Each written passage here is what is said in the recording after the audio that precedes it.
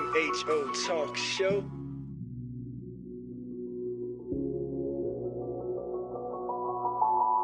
I to the ism, H to the Izzo Talk Show. Back like we never left, Miss Max. That's right.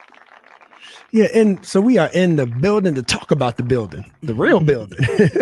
Oh, scoot that mic over for him, Miss Max. Mr. Whitson, we're gonna get you on that mic right there in the middle. Yep. And so as promised, we have great community partners, great community support, because that's what it's about, especially in this nonprofit field. Because Miss Max, for those that don't know, WVAI 101 Jams is in fact a low power FM nonprofit station, which just means that we're not commercial. So you don't kind of benefit from the finances of being a commercial radio station. So we much appreciate the relationships in Charlottesville, who has I believe like one of the highest per capita number of nonprofit organizations in the country. Right. And so part of that partnership is what IMHO and JAMS has done with none other than the Jefferson School Foundation. And so that's why I am glad to have its executive director here with us today to talk more about it. Mr. Bernard Whitsitt. Good afternoon, sir. Good afternoon. Thank you for having me. Welcome to the show. Yes, indeed. Yes, Thank indeed. you very much. And so, so we've been saying that one of the importance of this, Bernard, is a lot of people are aware of particular entities that are based there in the city center, but a lot of people don't know how it operates. Right. And so they may associate a particular tenant or organization that is there, and that's all they know about it. So glad to have you here to kind of to educate folks, on and inform folks about all the great resources that you all have in the city center. Right. So I guess let's start with what is the Jefferson School Foundation? For those who may not know it by that title, what is the Jefferson School Foundation? I guess you scoot in a little bit. The foundation is the organization that owns and operates the Jefferson School City Center. It evolved from the Jefferson Partners, which was the original organization that received the building and furnished the building, renovated the building. Okay. But over time, it matured and morphed into a foundation where they decided to hire an executive director to manage the day-to-day operation. And how long have you been executive director? So I have been there 2 years in March. Okay. 2 years in March. Okay. So the foundation owns the building. It operates the building, and it leases the building to various tenants. Okay. All right. And now I'm taking for granted that everybody has heard of the Jefferson School, but let the folks know where it's located so they know exactly where we're talking about. Okay. So the Jefferson School Foundation, the Jefferson School City Center, is located in downtown Charlottesville, 233 4th Street Northwest, Commerce Street and 4th Street. Okay. Straight across from the Staples, McDonald's, Wendy's, in the heart of downtown Charlottesville. Okay. Right. And where the Carver Rec Center is. Carver Rec Center. The Carver Rec Center is one of our anchor tenants. Yeah. Awesome, good stuff. And so, like, I'm curious, what was the reasoning for making it a foundation? Because I heard you, say how it kind of started, but it sounds like there was a strategic reason for it to become a foundation. Can you explain that at all? Well, my understanding is that it was a partnership before, because they wanted to take advantage of various types of tax credits. In order to have investors and participation by various other organizations and entities, as well as the city of Charlottesville, they had to set it up as a partnership initially. Okay. Gotcha. Okay. All right. I must admit, I just very recently, and I mean like recent years, realized that the Jefferson School Heritage Center is not the same as the Jefferson School as a whole. This is true. Yeah, I think a lot of people, or maybe it was just me, that confused because the names were so closely related. I guess I just assumed that the center played a bigger role in, I don't know, ownership and management of the building than I guess what it actually. So You're not by yourself. Okay. Okay. You're not by yourself. I will say that. Uh-huh. I will also say that probably 90% of the telephone calls I receive on a daily basis It's are debunk not that for theory, me. huh? Okay. They're for the African American Heritage Center. Right. Okay. But there is definitely a lot of confusion around it. Mhm. Okay. So let's think of it as a puzzle. Right. Got There's a big puzzle, Mhm. and there are 11 pieces to the puzzle. Okay. So one of the pieces of the puzzle Mhm. is the African American Heritage Center. Gotcha. With you now. Yeah. So they are one of the tenants, one of the 11 tenants in the building. Okay. Okay. Okay. So we own, operate the building. We lease the space to them. Mm-hmm. Mm-hmm. Okay. Yeah. Have any That's vacancies? big. How do you decide what tenants go into those spaces? We have a possible Mm-hmm. upcoming vacancy in July 1st, on July 1st. Okay. Possibly. Mhm. Okay. Recently we had a transition of some of our space. The Piedmont Mm-hmm. Virginia Community College Okay. moved several of their operations from the school out to the main campus. Gotcha. Okay. They had a new building that went online, Mm-hmm. and so those classes in various types of workshops and certifications moved out to the main campus. Mm-hmm. And subsequently, that opened up more space for some of the existing tenants. Mm-hmm. Surprisingly, most of our tenants are growing. Mm-hmm. And as a result, they want more space. Yeah. Mhm. Yeah. I guess I would have thought, Yeah. having PVCC there was ideal for them. It's more convenient, it seems to me, for the residents of Charlottesville. But Well, they're still there. okay. They didn't move the entire operation out to the college. Okay. They just moved some of the operation out. Okay. So they still have the culinary arts Mm-hmm. program there. Mm-hmm. And then they still have a lot of technical classes there. Okay. Mhm. Cool. And family, we are joined by Bernard Whitsitt, the executive director for the Jefferson School Foundation. So Bernard, so who are the organizations that are housed there, so people can further understand this landscape? Okay, let me take a visual peek into my memory. Okay, the two anchor tenants, the Carver Center, Carver Recreation Center, and the African American Heritage. Okay. So they house the space that they have are at the ends of the building. Okay.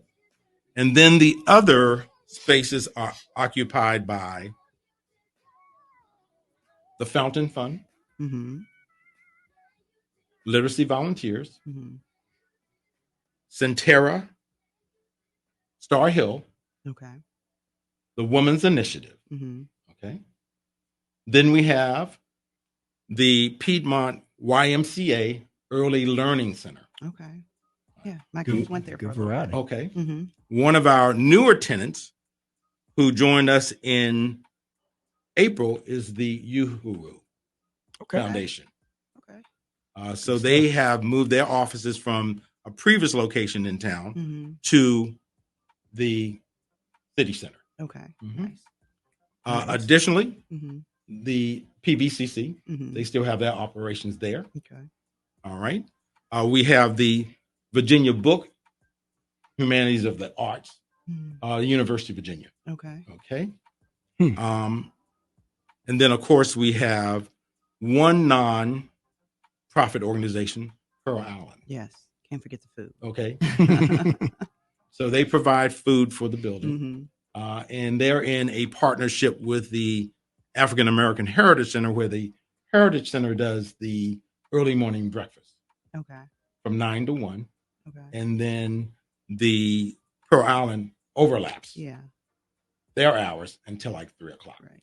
Okay. Got a nice little ecosystem going. Yes. Yeah. And I'm curious, is there a certain type of organization that you seek out or that you accept to be tenants? Is there sort of a theme to it? All of them are nonprofits with the exception of Pearl Island. Pearl Island. Okay.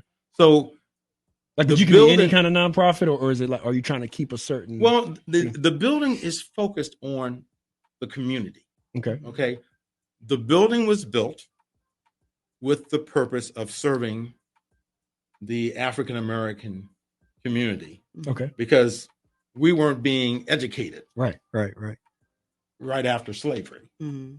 So there was a fund that was granted. Mm-hmm. Monies came to Charlottesville to build that building. Mm-hmm. And shortly after slavery, it started to educate people. Mm-hmm. Okay. That's big. So the building actually was done in 3 parts. Mm-hmm. My grandmother went to the school. Oh yeah. Mm. Okay. So That's good history to preserve. Proximity. If I'm looking at the building face on, Mhm. from what direction was the different parts of the building constructed? Like was the I believe the immediate left where the African American Heritage Center is Mhm. located was the first. okay? Mhm. Gotcha. And then the middle was the second, and then joined by the Carver Center area Gotcha. as well. Okay. Mhm. Okay. Yeah. But that replaced a previous school that was located at the location, Mm-hmm. but it was basically where the courtyard is now. Yeah. Okay. So there was a one big building construction facility Yeah. that was the school. Okay. But when they decided to build this part of the school, Mm-hmm. they raised that Mm-hmm. and started building it in sections. Mm-hmm. Okay. That's awesome. And I can't help but think, as you talk about the need for the community services, but also the need to just preserve the history. Right. I mean, because you just mentioned some rich history, Mhm. in your last statement. And I think sometimes we overlook that. Like because sometimes, as you mentioned post-slavery, but sometimes we think that we're in a post-racial society. Not at all. Where that doesn't Not at matter all. anymore. Mm-mm. And that we can forget about the past Mhm. because it's not going to repeat itself, is what Mhm. people think. So I think that, that Well, preservation. it will not repeat itself if you remember it. There you go. Okay. If you don't remember it, it will eventually repeat itself. Mm-hmm. There Okay. you go. So we have organizations that want to serve the community. The community as it was originally, Vinegar Hill, Mm-hmm. okay, Star Hill. That entire area was predominantly Black, Mm-hmm. Right. okay, predominantly African American people. So that goal and purpose of the building was to bring together organizations that want to serve those who have often been ignored. Mm-hmm. Okay? Absolutely. Mm-hmm. Absolutely, man. Thank you. So, and speaking of which, we what are some projects that you all have coming up that that may be top of mind, that the community definitely should should mark down, put on their calendars? Well, one thing you should mark down is that we just opened up a community conference room, okay, and that can be utilized by other nonprofit organizations, fraternities and sororities, or churches that want to have a meeting room space for free. Mm-hmm. Okay. Nice. So people can call us and they can reserve a slot to have a meeting. Mm-hmm. The room houses roughly about 35, 40 people, auditorium style. Okay. And you could probably say we could house about 30 with tables and chairs for like any type of workshop effort you might want to do. Okay. And for those that are familiar with the building, where is it located? It's located on the first floor, and you will come through the main doors, make a immediate left, and you'll come around the curve. You'll pass the elevators as you come around. You'll pass the mailboxes, and then you'll come down the short hall. Yeah. And the short hall is where our offices are now located. That's 131. So it's adjacent to our actual office. So we want to encourage people to use it, sign up for it. And it is just a room now with chairs and tables, but we will eventually supply audio going forward. So we're working on that piece of it now. Okay.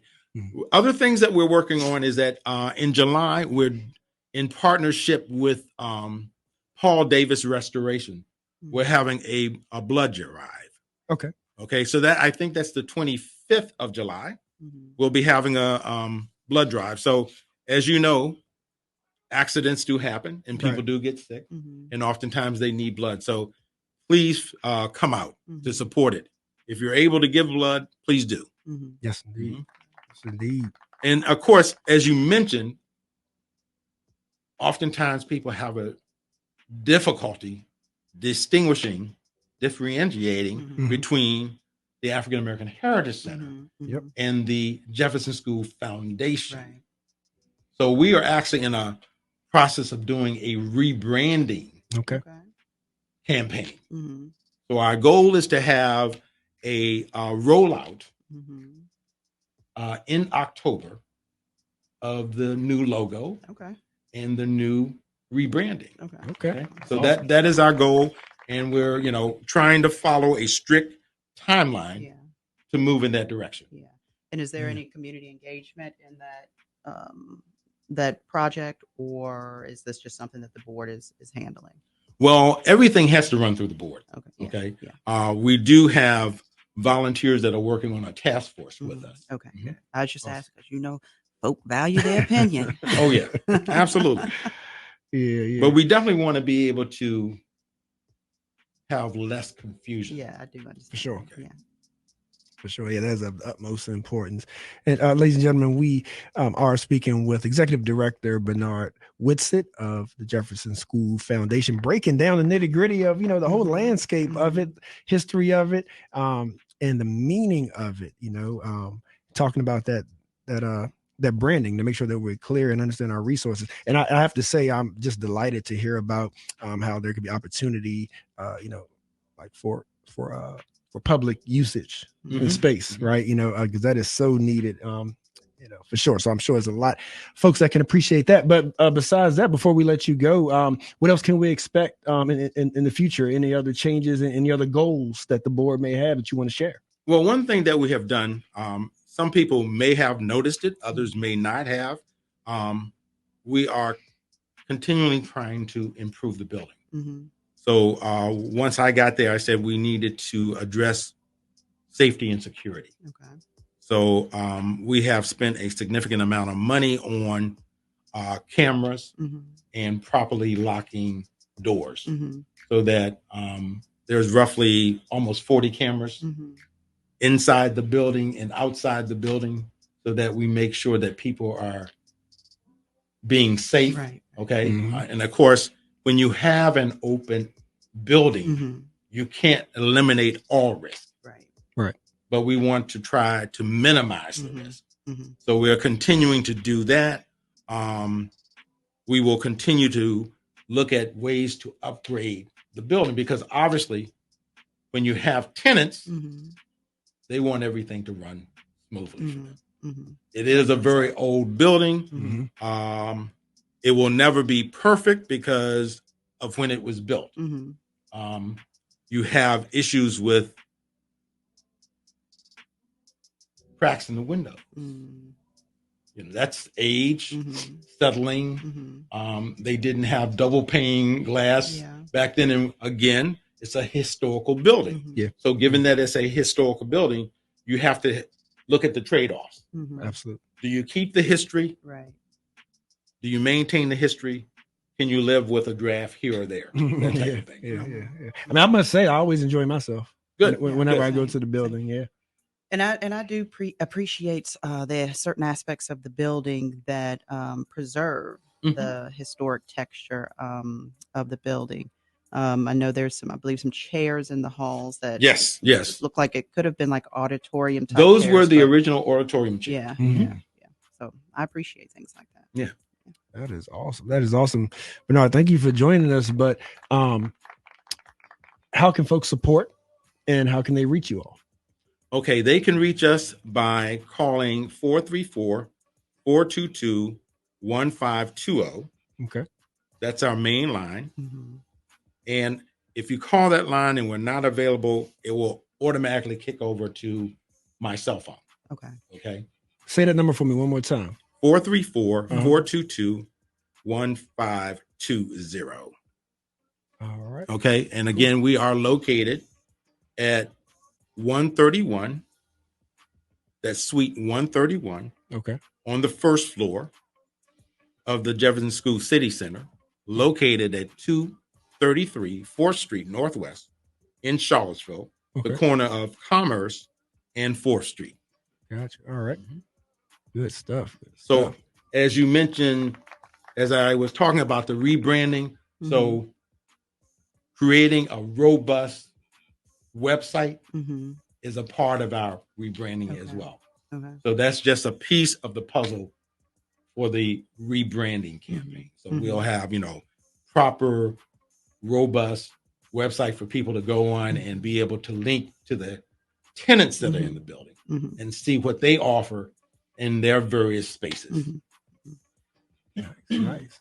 I think the final question for me, you've obviously mentioned a few projects that the foundation is working on, but as a director, what's your, I guess, personal passion here as you serve in this role? What are your objectives or things that you'd like to see accomplished or maintained for the building while you're at the helm? Well, what I would love to see happen is that we reduce our environmental footprint. Okay. I think safety is very important. I would like to see where we can reduce our use of energy because it is an old building. It has big boilers. We have a lot of AC units throughout the building to keep all the tenants comfortable. So looking at ways to reduce the footprint. Okay. The carbon footprint. So whether that would be solar in the future as a way, that would be good. I love the building. I attended school there for 2 years before integration. So there's a lot of passion and there's a lot of love. Yeah. And the walls speak to me. Yeah. That's beautiful. Yeah. That's beautiful. Absolutely. So folks, definitely reach out for more information. And I'm sure that because we didn't ask this, is it like a sliding scale as far as tenants there? Is it per basis or is it like flat for everybody? Well, it depends on how long your lease is. Okay. Because we have some people that come in and may sign like a 2-year lease. And then we have others that come in and sign in the 15-year. Gotcha. Okay. So it depends upon that. Okay. But typically speaking, in the leasing space, you can expect somewhere between a 2.5% to 3% annual increase of your rent. Okay, they don't pay for any type of energy expenses. That's all included in the lease. In the lease. Yeah. And of course, I'm very fortunate to have a partner working with me, Kimberly Sheffield. She works with me. Absolutely. And I'm very appreciative of her being with me at the school, primarily on a part-time basis. But it allows us to go in multiple directions. Yeah, that's beautiful. Yeah. And, also thinking about that space. So I've attended a few events there that were held outside. I'm not sure if one of the tenants hosted that event, but that's also open to the public in terms. I'm glad you asked that question. Yeah. So the tenants can utilize the space. Okay. They have to reserve it. Okay. So we have an application process for them to reserve it, to reserve the courtyard or other areas of the outside. We also will lease the space to organizations that are not housed in the building. Okay. And there's a fee for that. Yeah. Depending on how much space they're going to take up. Okay. Okay. Very good question. Thank you. Yep. Thank you. Well, we thank you for joining us. This is your first time guest, but hopefully you'll come back and join us and share some rich information about the Jefferson Foundation. We appreciate you and thanks for your time. Thank you very much.